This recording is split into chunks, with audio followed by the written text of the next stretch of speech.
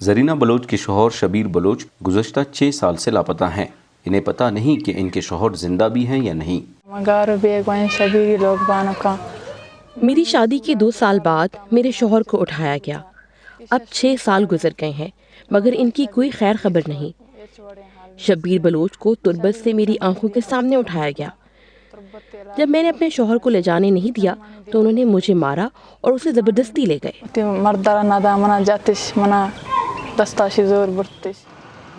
سن 2011 میں حکومت پاکستان کی جانب سے لاپتہ افراد کی تلاش اور ان کی گمشدگی کی تحقیقات کے لیے ایک کمیشن قائم کیا گیا۔ کمیشن کی ستمبر 2021 میں جاری کی گئی رپورٹ کے مطابق اب تک اسے 8154 شکایتیں موصول ہوئی ہیں۔ ان میں سے 2274 ابھی تک حل طلب ہیں۔ پاکستان میں جبری گمشدگیوں کا ریکارڈ مرتب کرنے والی انسانی حقوق کی مقامی اور بین الاقوامی تنظیموں کے مطابق لاپتہ افراد کی بڑی تعداد کا تعلق بلوچستان سے ہے۔ جبری گمشدگیاں جو گزشتہ 2 دہائیوں سے بلوچستان میں ایک بڑے پیمانے پہ ہو رہی ہیں، ہم اس کی انسانی حقوق کمیشن شدید مخالفت کرتی ہے اور ہمارا یہ کہنا ہے اگر کوئی لوگ کسی بھی ملک کے خلاف سرگرمیوں میں ملوث ہیں تو ان کو قانون کے دائرے میں لاتے ہوئے ان کے خلاف کارروائی کی جانی چاہیے۔ حکومت کا دعویٰ ہے کہ لاپتہ افراد کی تنظیم کی جانب سے فراہم کردہ فہرست میں سے اب تک 300 سے زائد افراد واپس اپنے گھروں کو لوٹ چکے ہیں۔ یقین سے کہتا ہوں کہ اگر تمام سٹیک ہولڈرز ایک ساتھ بیٹھ جائیں، بات کریں گی، 392 بندوں کی ڈیٹا مجھے دیا۔ کچھ لوگ ایسے تھے جو لاپتہ کے نام پر ملک سے باہر ملک کے خلاف سرگرمیوں میں بھی ملوث تھے، لیکن ان کا نام بھی لاپتہ افراد میں تھا۔ جب پچھلی گورنمنٹ میں نے لاسٹ انفارمیشن میرے پاس تھی تو تقریباً 325 سے زیادہ بندے واپس آ گئے تھے۔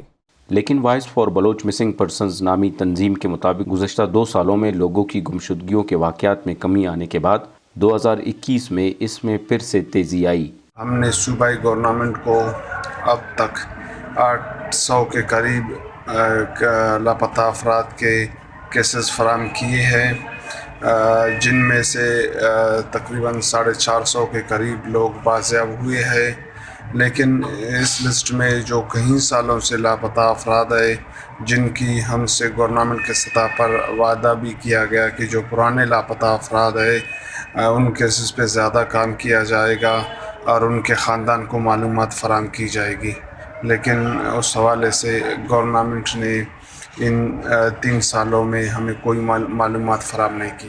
گمشدہ افراد کا مسئلہ بلوچستان تک محدود نہیں۔ اسلام آباد ہائی کورٹ کے حکم پر وزیر اعظم عمران خان نے چند ہفتے پہلے ہی لاہور سے لاپتہ ہونے والے بلاگر مدثر ناروں کے گھر والوں سے ملاقات کی۔ اس کی والدہ مریضہ بن چکی ہے۔ جبری گمشدگیوں پر آواز اٹھانے والے اکثر ان کے لیے ریاستی اداروں پر انگلی اٹھاتے ہیں۔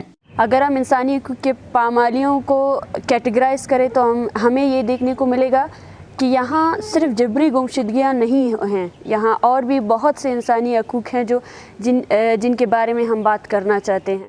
تاہم پاکستانی فوج کے سابق آفیسر اور تجزیہ کار لیفٹیننٹ جنرل ریٹائرڈ امجد شعیب سمجھتے ہیں کہ یہ مسئلہ اس سے کئی پیچیدہ ہے جیسا ان کے بقول نظر آتا ہے۔ یہ ایشو اتنا سمپل نہیں ہے جس طرح لوگ، کیونکہ یہ برگلا کے لوگوں کو لگا دیتے ہیں کہ الزام فوج پہ دھر دیں، وہ بیچارے جن کے نہیں ہوتے لوگ وہ کر دیتے ہیں۔ جو جتنے لوگ یہاں پہ آرمی کے پاس یا کہیں ہیں وہ ڈیٹینشن سینٹر ہے جہاں پہ لوگ ہیں، اور ڈیٹینشن سینٹر میں جتنے بھی لوگ ہیں ان سب کی لسٹیں فراہم کر دی گئی ہیں، اور وہ جو مسنگ پرسنز کے بارے میں جو کمیشن بنا تھا اس کے پاس ہیں۔